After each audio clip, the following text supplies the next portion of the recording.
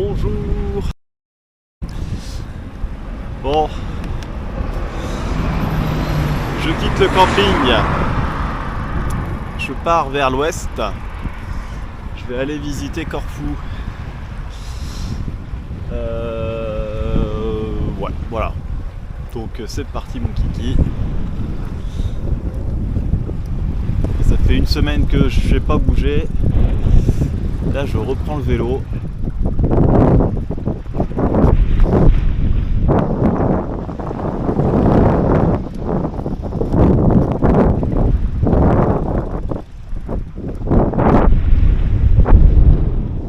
Voilà. La même mais dans l'autre sens. Direction le port d'Igoumenitsa.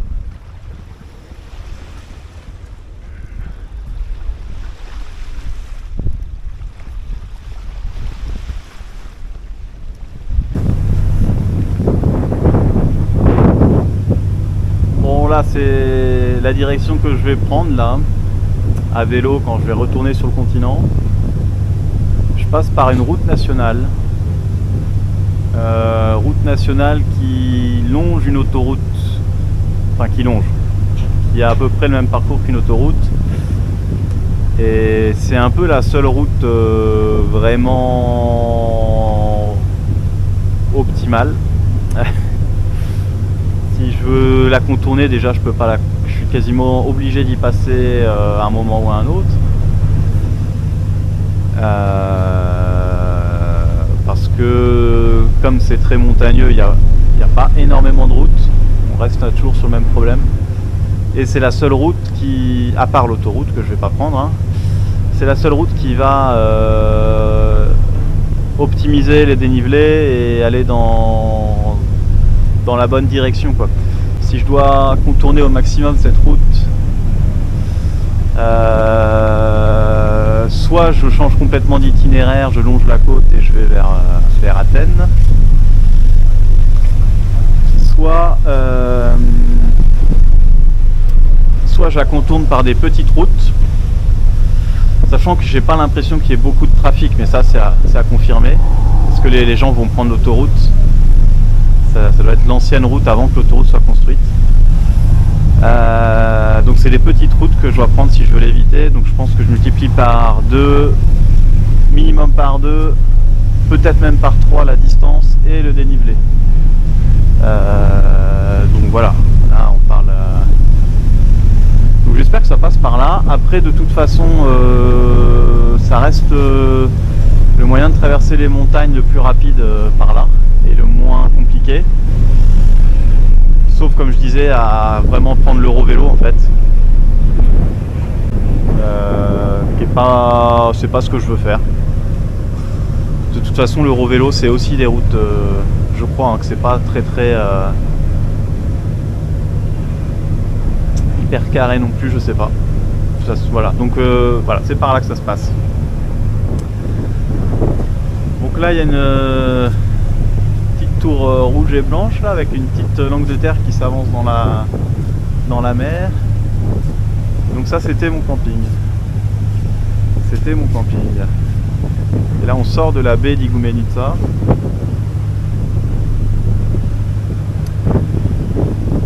Et on arrive sur le bras de mer là, entre Corfou et la Grèce continentale.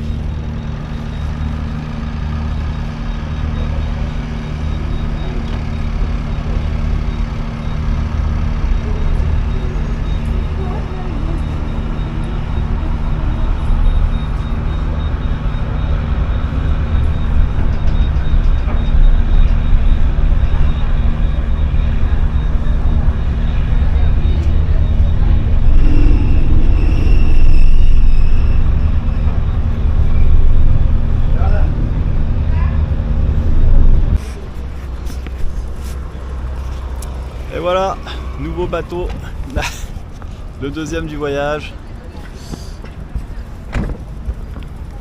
On y est. Taxi, piéton. Et moi alors. Hop. Let's go. Wow, le camping. Ça c'est des oliviers. Ils sont énormes. Trop bien. Trop bien. Le Maps. J'avais pas regardé évidemment, mais c'était pas flagrant quoi, il n'y a rien qui apparaissait comme ça. Je me dis c'est peut-être un truc de l'armée, tout ça, mais je regarde par curiosité. En fait c'est la prison de Corfou. C'est ma première vidéo de visite de la ville. Bon déjà parce que au niveau du parc et des voitures ça représente bien, on n'est pas très loin de la vieille ville, donc il n'y a pas forcément trop de stationnement, etc. Il y a plein de graffitis comme partout en Grèce. Ça fait très urbain, ça fait très... J'avais pas prévu de faire ça pendant mon voyage, mais en fait je me dis qu'il faudrait que je fasse de l'urbex ici. Enfin j'avais pas prévu. Non, c'était pas particulièrement prévu, mais... Ouais, je me dis qu'il faudrait que je fasse de l'urbex ici. Il y a beaucoup de choses. Bon, j'irai pas en prison, hein. Je le laisse à d'autres. Voilà, je pense que en avant-première sur YouTube, peut-être. La prison de Corfou, avec ses paraboles, ses panneaux solaires. Et c'est en plein milieu de la vieille ville, dans un fort. Et le parc, je me rappelle plus du nom. Fort Valentino et parc... on va l'appeler Parc Valentino. Ah c'est fou. C'est fou parce que là je vois à l'intérieur de la prison. Je vais faire mon marché, je marche 10 minutes. Si j'ai un frère en prison, je passe là, je lui fais un coucou. Je sais pas comment ça marche, j'ai pas envie de savoir. Hein. Et voilà le parc. Le parc, alors putain, allez, ça. Pardon pour l'expression, mais c'est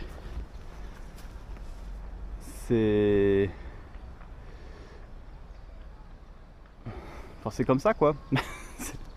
Il y a d'autres parcs dans la ville qui ressemblent à des parcs. Là, c'est marrant. J'aimerais bien rencontrer des gens, enfin j'en rencontre quelques-uns, mais je me pose pas mal de questions quoi. Je suis curieux quoi, la Grèce me rend curieux. Pourquoi? Putain, je peux plus rentrer ni sortir. Ni avancer là, c'est pas bon ça. Je suis coincé.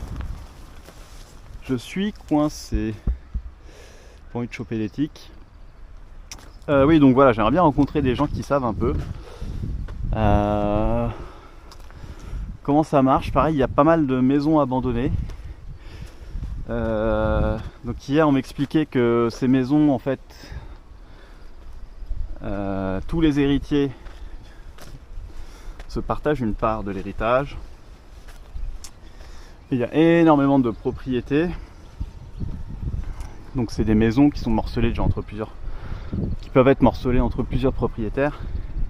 Et au gré des héritages, ces maisons peuvent avoir 15, 20, 30, 40, 60 propriétaires différents. Et alors je suis pas un expert, mais il y a... Voilà, selon les lois des pays, ça fait qu'il y a des maisons qui ne sont plus habitées, qui ont beaucoup trop de propriétaires, elles sont plus entretenues, elles tombent en ruine au milieu de la ville. Donc voilà, ça c'est des zones qui peuvent être à explorer. Et il faut savoir que ici, a priori, information à vérifier, hein, on est sur une île hyper touristique depuis très longtemps, et de plus en plus. Et le prix du mètre carré dans la ville, on me disait, était à 10 000 € en moyenne du mètre carré. Donc comme à peine moins cher qu'à Paris. Il y a des arrondissements à Paris, on est en dessous de 10 000 € le mètre carré. Donc pour vous donner une ordre d'idée du prix, à vérifier. Voilà. Donc on a des maisons abandonnées et on a un prix du mètre carré complètement fou. Donc pour montrer quoi, que dans l'aménagement d'une ville, les lois, les règlements, les usages, c'est hyper important, ça détermine beaucoup de choses. Beaucoup de choses, sachant qu'effectivement pour un salaire grec, c'est pas un salaire parisien quoi. Enfin, je vous apprends rien, j'imagine. Je sais plus quel est le salaire minimum en Grèce. Je sais plus s'il y a un salaire minimum national ou si c'est par province. J'ai regardé il n'y a pas longtemps, il faudrait que je re-regarde. Donc voilà, je vais essayer de creuser un peu toutes ces petites choses. Je reviens vers vous. Je vais sortir de prison, je vais vous montrer des trucs peut-être un peu plus sexy. Mais ça, c'est ça qui est bien quand on se promène au hasard des rues, c'est que je suppose que c'est pas dans les tours touristiques. Et là je suis pas loin de plein d'autres trucs. Et puis voilà. Conclusion, voilà. Je vous reprendrai sur ces belles paroles. Ciao. Là on a un obélisque. L'obélisque de Douglas.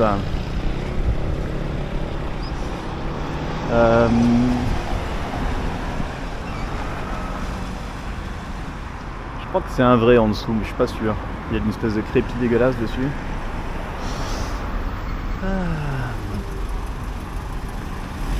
Ah, 3 Z de Corfou. Je sais pas comment ça s'appelle. Allez. Hop.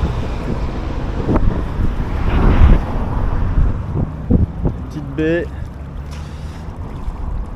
Ah, elle est pas mal là.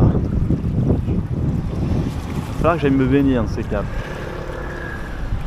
Petit yacht, petite citadelle, le petit front de mer Chicos là. Les petits bateaux. Et là-bas au fond on a un moulin. Je vais aller par là-bas tout à l'heure probablement. Derrière il y a l'aéroport, donc les avions passent juste au-dessus de la ville. Voilà, petit parc en bord de mer. Let's go pour le musée des antiquités.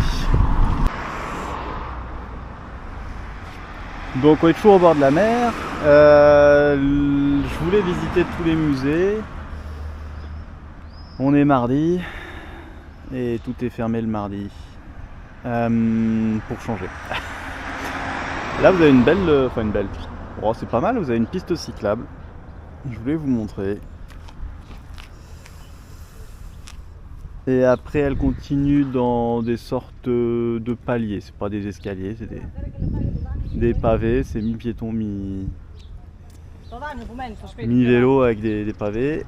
Et d'habitude j'ai vu d'autres pistes cyclables sur le même format que celle-là. Mais c'est dans la rue et du coup ça ressemble plus à ce qu'on voit là. Les voitures sont toutes stationnées dessus. Ça fait comme une bande de stationnement. Donc il y a des pistes cyclables mais qui ne sont pas utilisables. Là, j'avais pas vu qu'il y avait un hélicoptère sur le yacht. J'aurais presque que c'était un petit yacht entre guillemets. Maintenant que je vois l'hélicoptère dessus, je pense que c'est un yacht avec piscine intérieure. Si un hélicoptère doit avoir un petit Zodiac des familles, un ascenseur et tout le toin-toin. Ok, bon. Faudra que j'installe un hélicoptère sur mon vélo aussi. Ça pourrait m'aider. Voilà, donc je vais continuer d'avancer. Il y a peut-être quand même des choses à faire.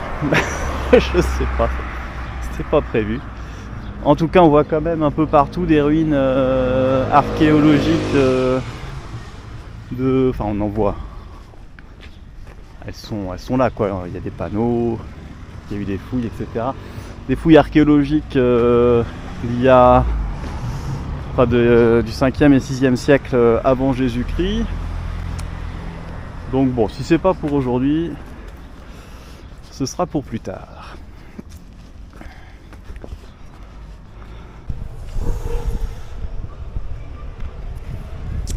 Bon, du coup, Corfou, Corfou, c'est une île qui a eu beaucoup de. Qui a appartenu à beaucoup de personnes différentes, beaucoup d'États différents. Ça a d'abord été une cité grecque, vers 600 avant Jésus-Christ. Après, c'est devenu une partie de l'Empire romain d'Orient, donc byzantin. L'Empire romain puis ça deviendra l'Empire byzantin. De 300 avant Jésus-Christ à 1380 après Jésus-Christ. Puis c'est devenu une ville vénitienne jusqu'en 1797. Après c'est devenu un territoire de la République française, puis de l'Empire napoléonien jusqu'en 1814. Un petit peu moins. Ça a été un protectorat russo-ottoman jusqu'en 1800, pendant 6 ans aussi, à ce moment-là. Après, c'est devenu un protectorat, une république sous protectorat britannique, jusqu'en 1865. Et après, ça a été intégré à l'État grec. Donc, vers 1860, c'est devenu une partie de la Grèce, de l'État grec moderne, que l'on connaît encore aujourd'hui. Il y a eu des attaques de l'Empire ottoman, il y a apparemment un gros siège en 1580 des Ottomans. Et c'est vrai qu'on voit pas mal le lion de Venise un peu partout. Et voilà, ça a été longtemps byzantin et longtemps vénitien.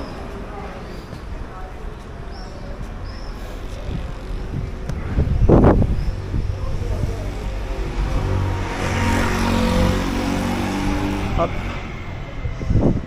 Touk touk. La vieille ville avec toutes ces petites ruelles.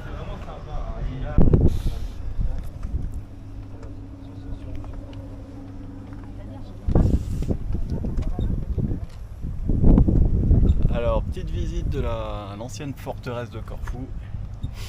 Derrière nous, la Grèce continentale et les montagnes d'Albanie. Donc là, on voit l'hôpital anglais derrière moi et la tour de la mer. Et nous, on est en haut de la tour de la Terre. On a un super panorama que je ne suis pas encore allé voir et qu'on va aller découvrir tous ensemble. Corfou, ça vient de Korphiros. Korphiros qui signifie plus ou moins colline ou piton. À peu près ce sens-là, je sais pas le sens exact.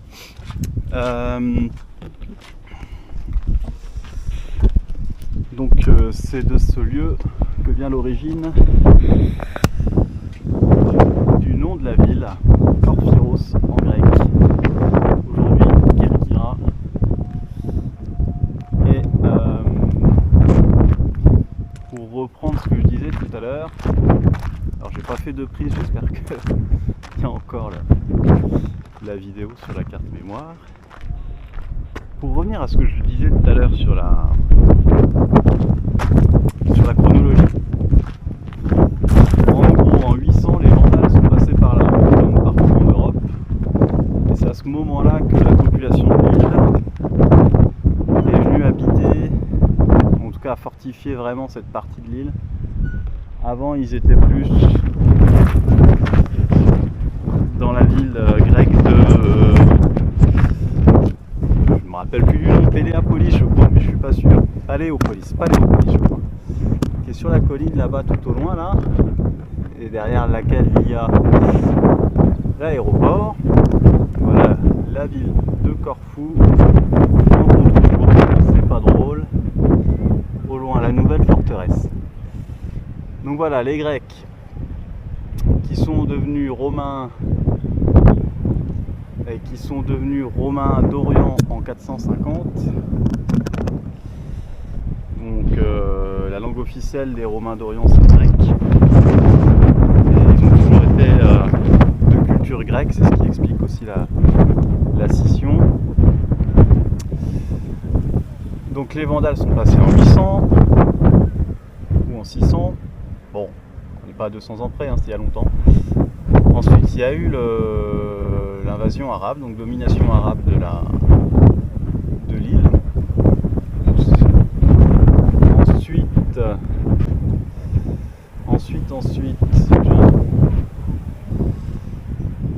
Ensuite, j'ai un trou. Ça va être de nouveau les Byzantins, puis les Vénitiens, puis vers 1200 les Normands qui prennent possession de l'île. Ensuite, c'est les Francs. Ça, c'est un truc qu'on ne sait pas toujours, mais voilà, les Francs, ils ont eu pendant 150 ans une forte présence. En tout cas, ils ont eu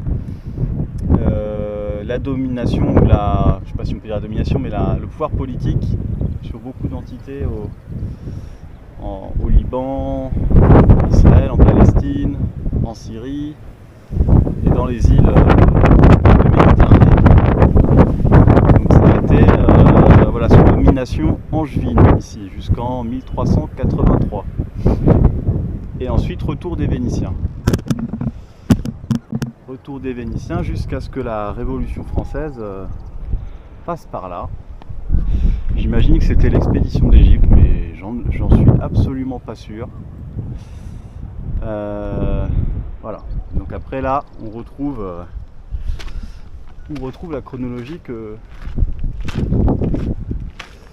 j'ai annoncée tout à l'heure.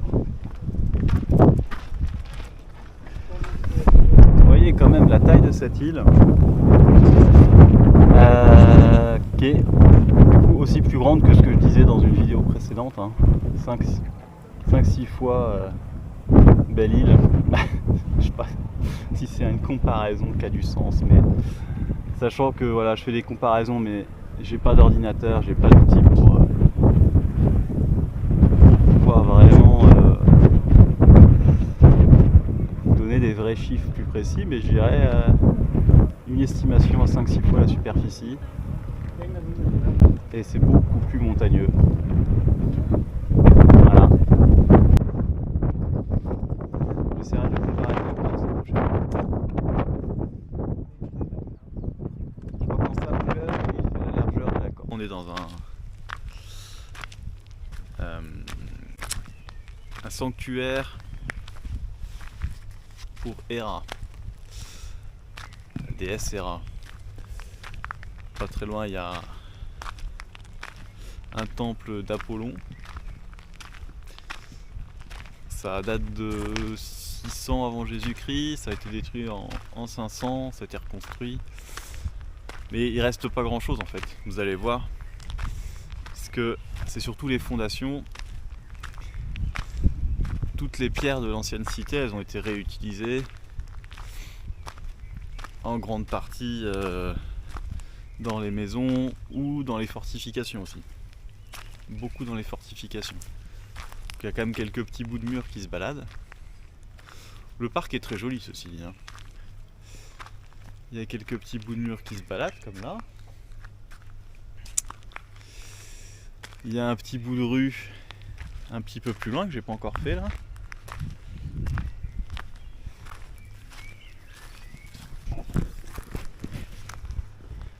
Hop là.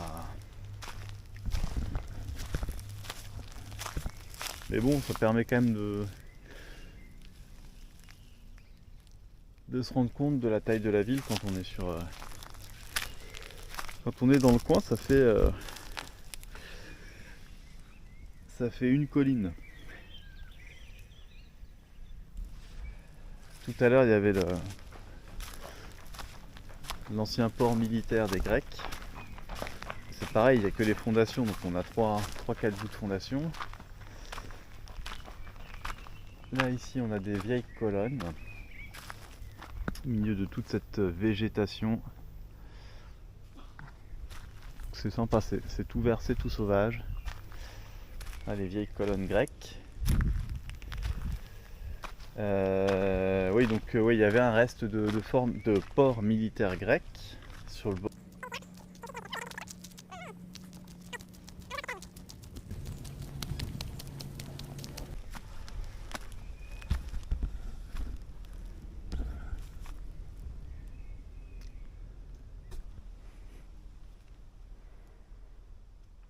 Il y a des oliviers incroyables sur cette île. Bon, chose promise, chose due, hein. Je crois que là, ça c'est un bout de rue grecque. On l'a fait ensemble. Séquence émotion. Bon, mais alors on l'a fait dans l'autre sens. Voilà. On va probablement trouver mieux plus tard.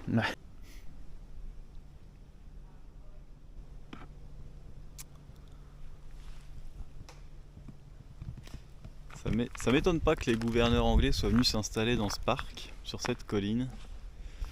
Là, il y a vraiment des petites... enfin des gros arbres sympas là. Je sais pas quel âge il a celui-là, je sais absolument pas ce que c'est. C'est impressionnant.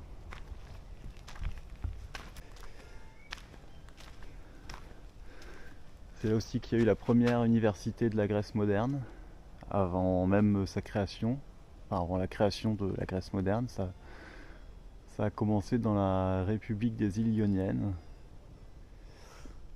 Ah, c'est singulier comme endroit.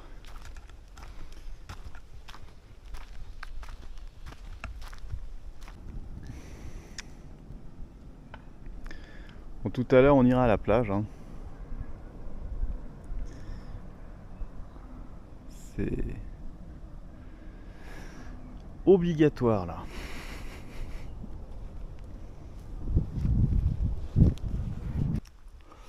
Voilà, ça c'est des oliviers.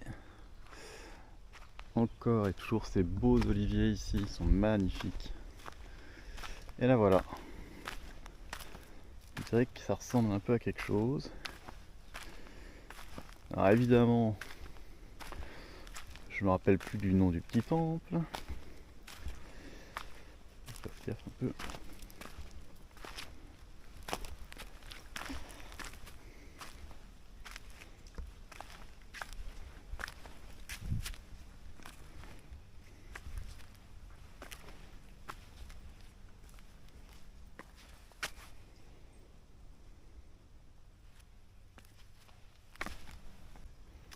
Un petit peu d'eau qui soigne de la roche.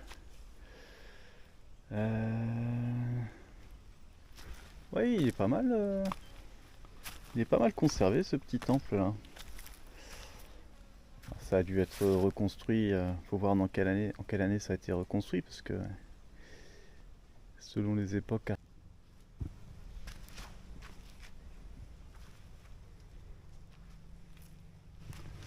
C'est des morceaux du toit, ça je pense. Ça y ressemble.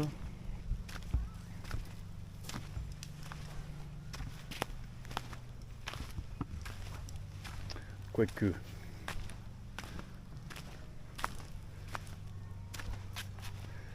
Et voilà, quand on parle de reconstitution archéologique. Ouais.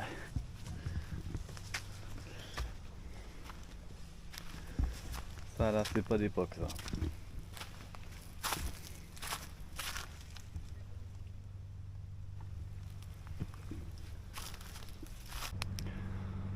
Et là à gauche on voit pas trop, mais il y a la petite plage. Enfin c'est juste une jetée, mais il y a des rochers et des algues. En face il y a l'Albanie avec une montagne enneigée. Ouais, c'est pas mal. C'est pas mal.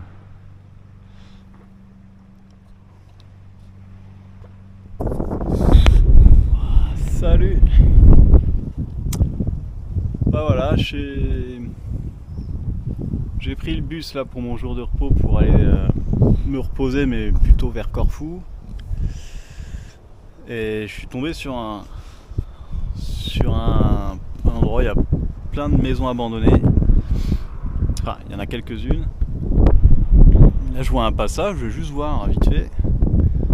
Et je vois que c'est ouvert en fait. Donc là je suis à 2 pas.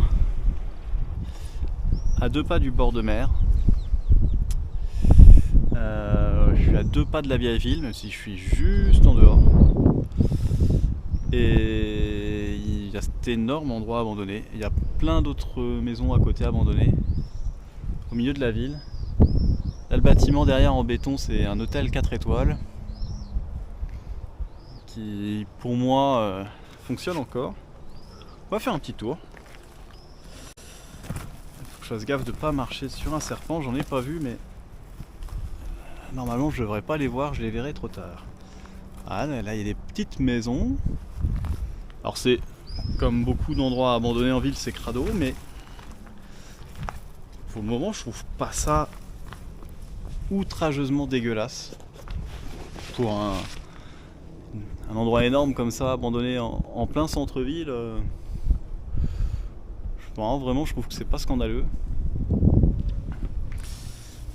Voilà, donc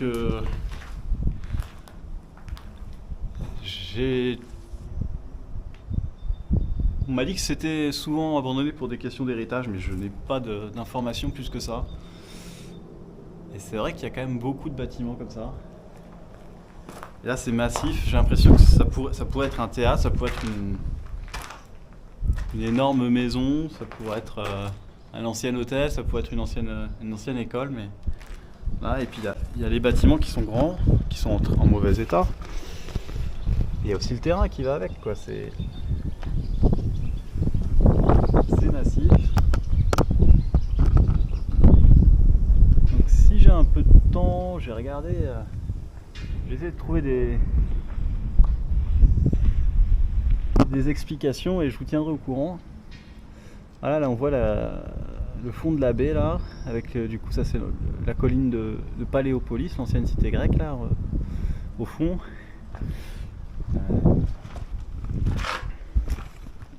Je vais reprendre. Voilà, je fais une petite coupure comme ça, si jamais je perds la première vidéo, je pourrais vous montrer la deuxième. De toute façon, on verra au montage si ça rend quelque chose d'intéressant. Donc voilà, Paléopolis, l'hôtel 4 étoiles, on est derrière, on voit mieux depuis là-bas.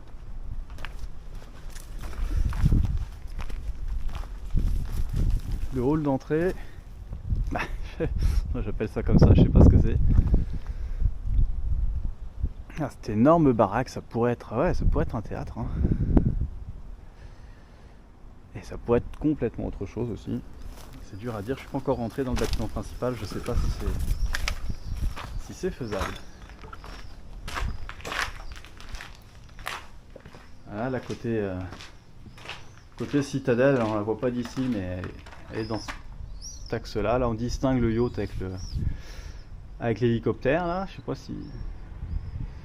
Alors, vous avez dû le voir dans la vidéo précédente. Alors cet hôtel, je pense pas qu'il soit fermé, mais ça se trouve il est fermé là. L'hôtel qui est derrière, parce que la piscine est vide. Là, je me demande où on est. Là je suis rentré par là, c'était... Alors c'était ouvert, c'est pas exactement le mot, mais il y a cette espèce de trottoir là qui permet d'accéder sans se faufiler parmi...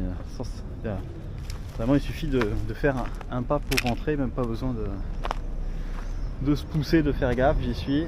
Ah là il y a un énorme terrain pareil. Ça a l'air d'appartenir à cette propriété. Là on voit l'intérieur de l'île. Ouais, ça c'est un hôtel. Ah, c'est pareil, je sais pas dans quel état il est. De devant il avait l'air ouvert. Et là je pense qu'il est ouvert. Il doit y avoir des zones en rénovation ou à moitié désaffectées. Et vu de devant ça avait l'air en bon état, vu de derrière ça a l'air abandonné. Là à droite ça vit, il y a des logements et tout ça. Voilà.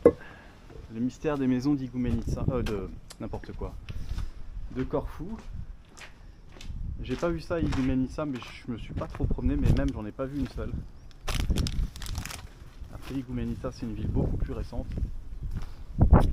Ça se voit. Donc voilà, il y a plein de petites choses intéressantes comme ça.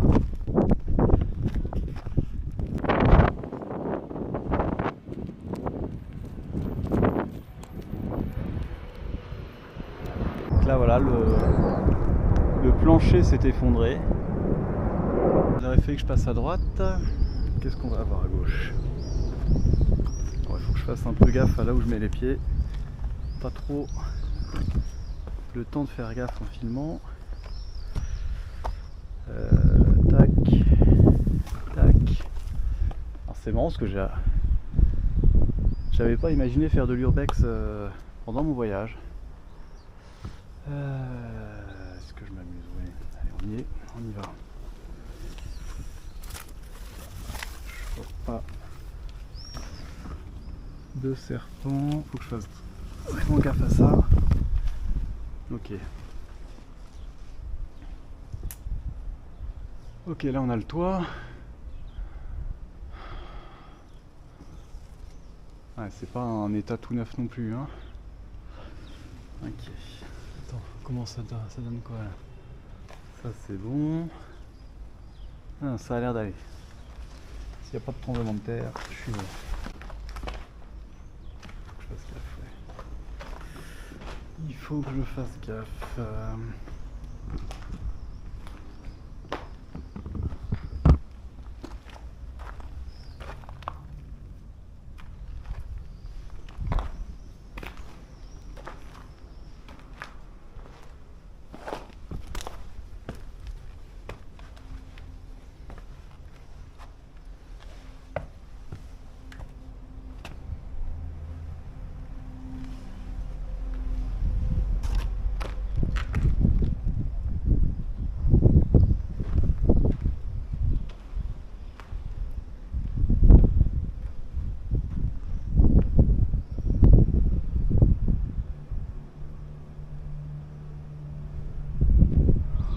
Ah, c'est peut-être le toit finalement qui s'est cassé la gueule à côté.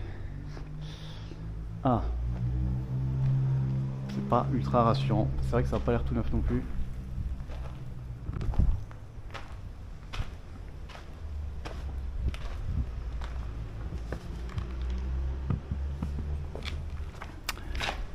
Il y a un pack d'eau.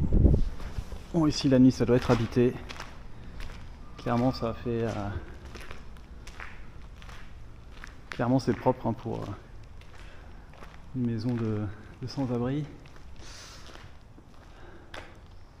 Voilà, donc là on retrouve un peu la structure en bois qui a l'air presque neuve ici. Bon. Et là on retrouve la même chose, donc je pensais que c'était... Ah si c'est un plancher ça. Ouais je crois. Celui qui est... Enfin... Ah non c'est les... Ah il doit y avoir les deux, il doit y avoir un plancher et un toit. Bon peu importe. Ouais, ça pourrait être un théâtre ici. Théâtre. Peut-être un vieux cinéma. En termes d'architecture, ça fait salle de spectacle. Bon, c'est... Je sais pas qui habite là la nuit, j'ai pas trop envie de savoir. Là, il n'y a personne. Ah bah voilà. Ok, j'ai un raccourci. Ah, c'est sympa, c'est mignon. C'est un beau bâtiment quand même. Hein. Celui-là est pas mal. Voilà. Bon, on a fait le tour.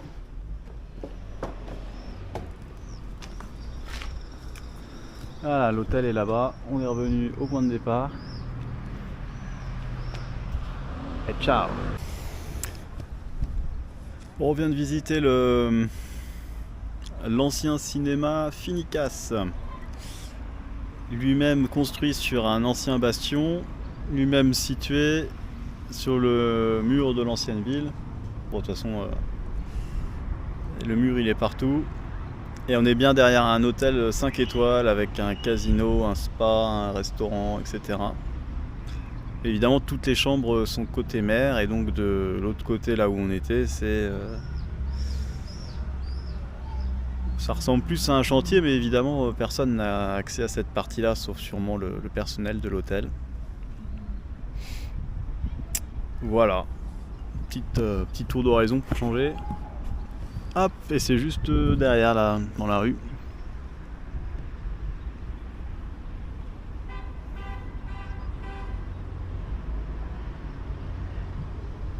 On retrouve aussi la piste cyclable qui est en bas de cet escalier là.